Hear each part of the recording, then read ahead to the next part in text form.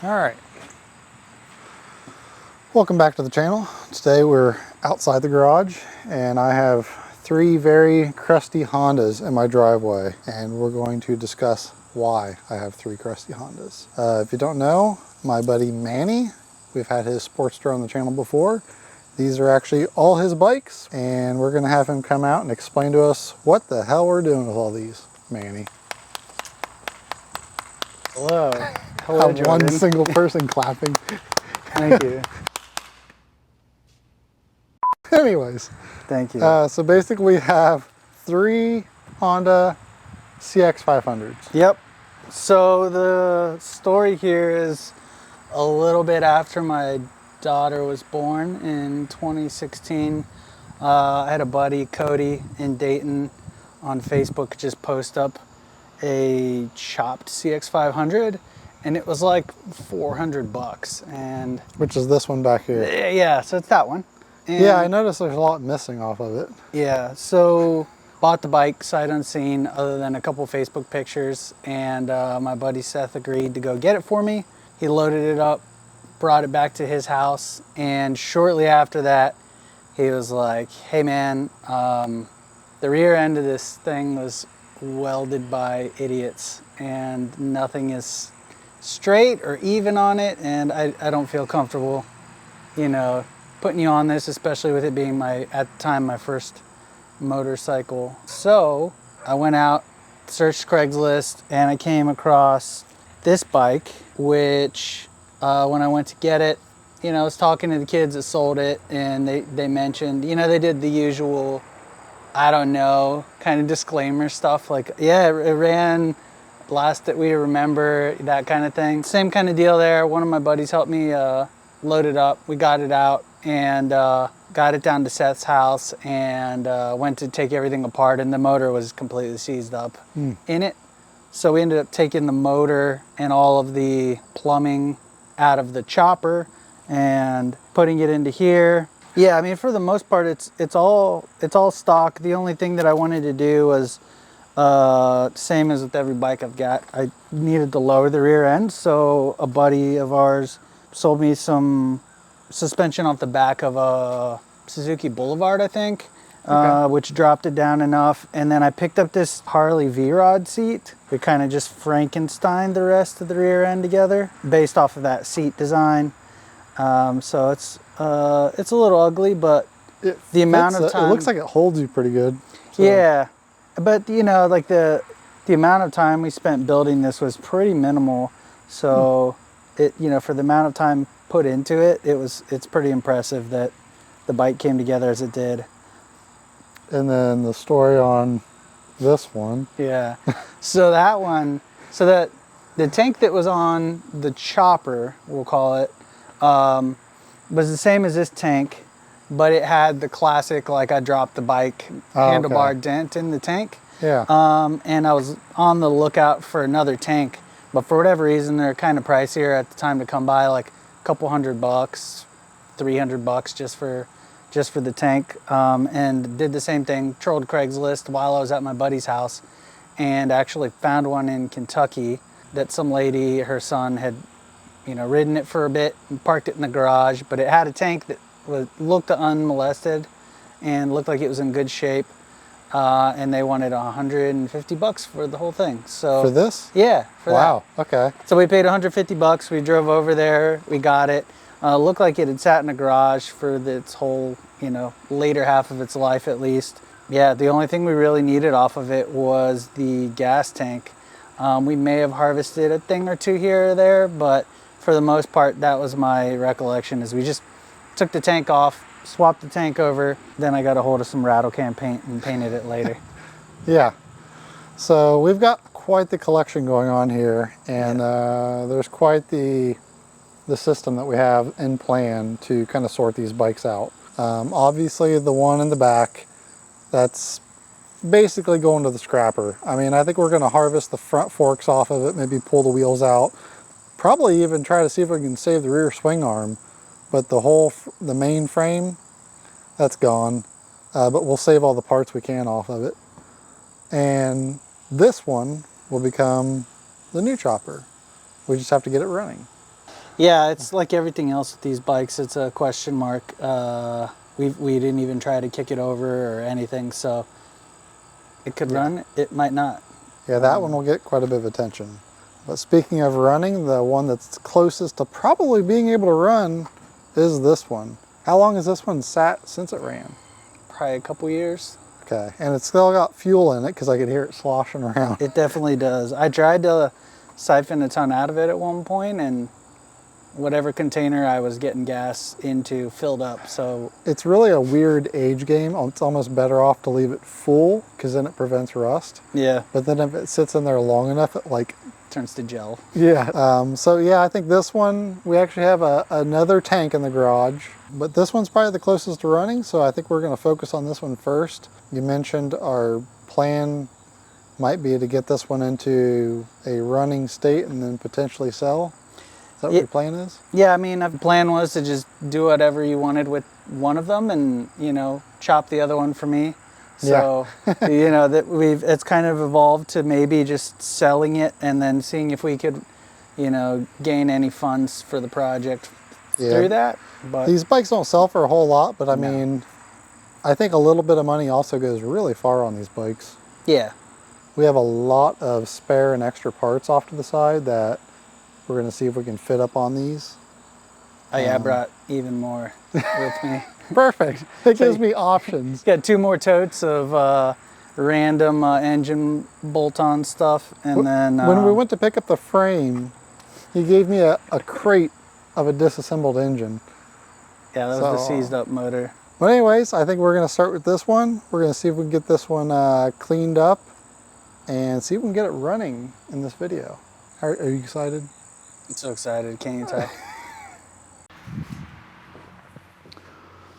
Well, welcome back. It's actually been about 4 weeks since we did that interview with Manny. And since then, obviously, you can see the tank is off now. I've got the chopper bike behind me.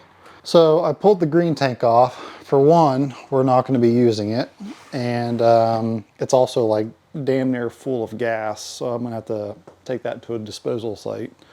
So what we actually have is a replacement tank off of the chopper one, and we're going to be putting it on this bike. So I've got this one pretty well cleaned out. It didn't have any gas in it, and it's actually surprisingly pretty clean inside. I don't really need it to be completely hooked up, but what I'm going to do is throw it on and see if I can get some fuel down to the carburetor and see if we can get this to run. Now I can't run it long because first, the radiator is like dry. That's going to be a whole nother service. 2, it needs an oil change. But I'm just kind of curious to see if it'll even fire up. We have a lot of part swapping I'm going to end up doing. So like these carbs are actually going to be going on that bike. This fuel tank is from that bike, but then I'm going to be taking the carbs from that bike and putting them back on this bike, so it's more factory. So there's a lot of part swapping going on. All right.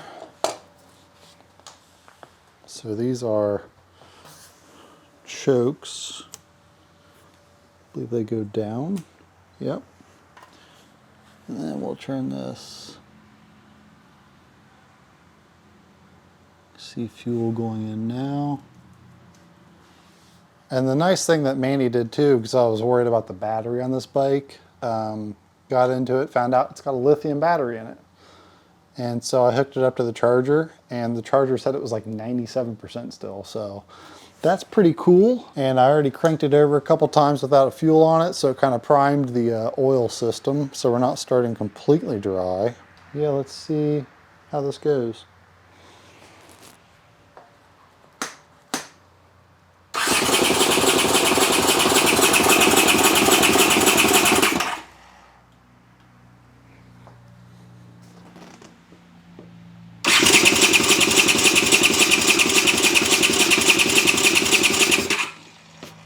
I don't like this filter setup on here. He's got this loop on the fuel filter, and it's actually dropping below the carb. I don't really like that, so I wonder if I can pick this up a little bit. to raise the level.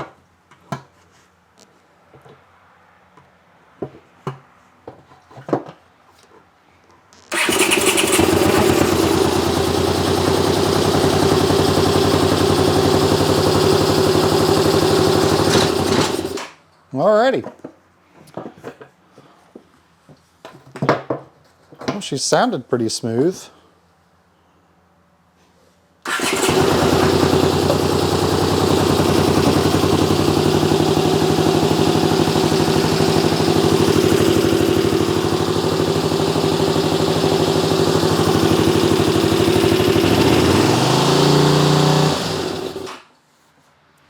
Sound like a second cylinder kicked in there for a second.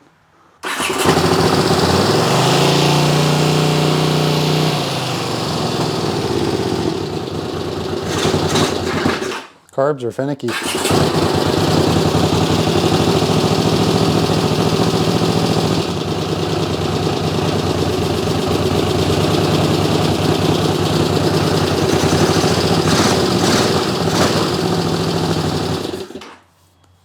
We have great success. She's a runner.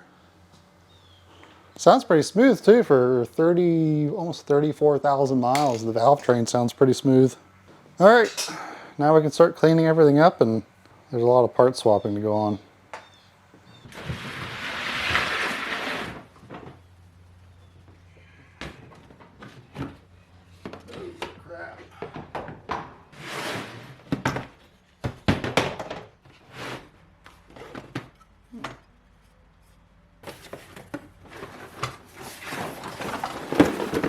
There's our other carb setup. We got everything in here. Coils, calipers. We got replacement parts for days. And check out these carbs out of the box. I already noticed a few little bits that are broken, so I might be able to salvage those off of the chopper bike carbs.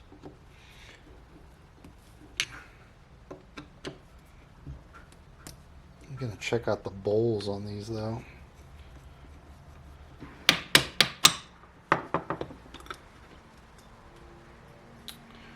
Oh, that's not bad at all. That's not bad at all. Oh yeah. Probably clean some of this up, but that's... So this will be the carb setup that I throw on the bike we plan to sell. And we're gonna keep the nice Murray carbs for his motorcycle. We're just gonna make the seller as OEM as possible with a few nice cosmetic upgrades. Oh. Nice. Wow, okay. Pleasantly surprised, honestly. This might work out a lot better than intended. There we go.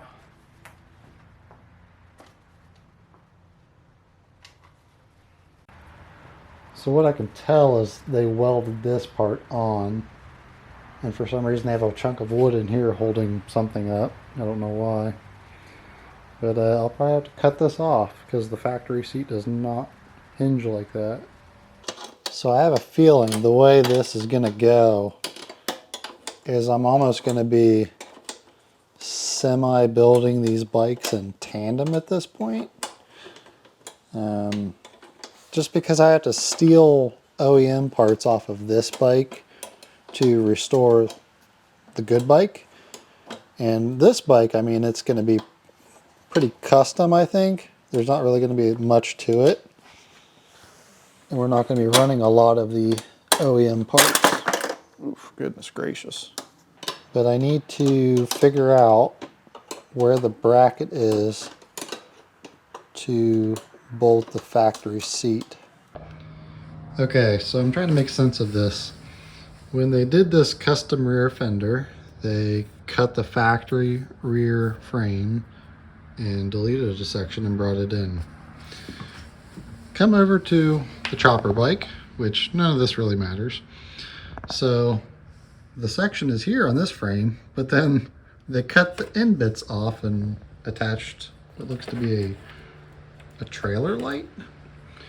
But to go back to to get back to this factory seat, it has mounting points underneath that I believe are what this is. So I think I have to cut the rear of that, put it back on here, weld these bits back on the end of this bit, and then somehow make this all kind of fit together.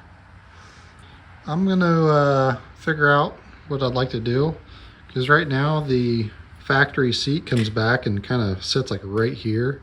So I'm gonna try to figure out a creative solution to tidy all this up so it looks cleaner.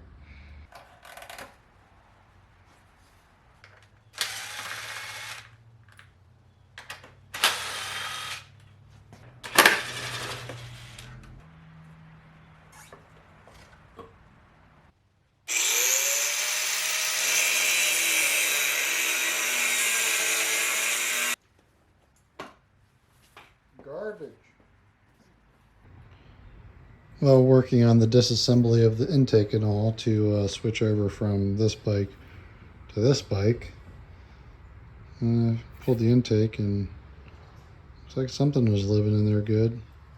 All right, so I don't really find the need to film all of the work of switching the intake from this bike here to this bike here, doing all that work. I think that's where I'm going to call it for this video. I'm going to do some of this work off camera like I said, and then in the next video we're going to start cleaning this one up. We're going to flush out the radiator, try to get the new fuel in it. I'll be mounting the back seat there. Got quite a few parts to switch around. Let me know what you guys think of these builds and the direction I'm going to be going with both of them. If you've got any tips, let me know. I found some good YouTube channels that even cover the bikes. I feel kind of prepared and confident with the amount of information out there for these bikes. But if you've got anything extra or any stories of these bikes, let's hear them. And until next time, take it easy.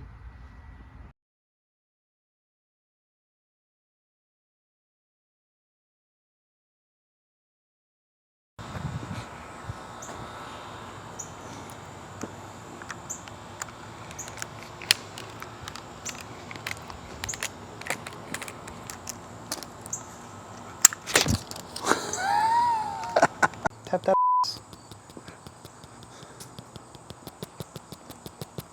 What do we want me to do? Should I not have my beer? No, you're cool. Should I have my beer? Yeah. Okay. Are you excited? I'm so excited. Can't you tell? This is a problem with me coming straight after work, dude. I've got... Dude, I get it. My brain if you is... can't tell, it's the evening sun and it's like 88 degrees. So. My brain is f***ed. I'm in no position to do anything right now other than like drink beer, eat food, and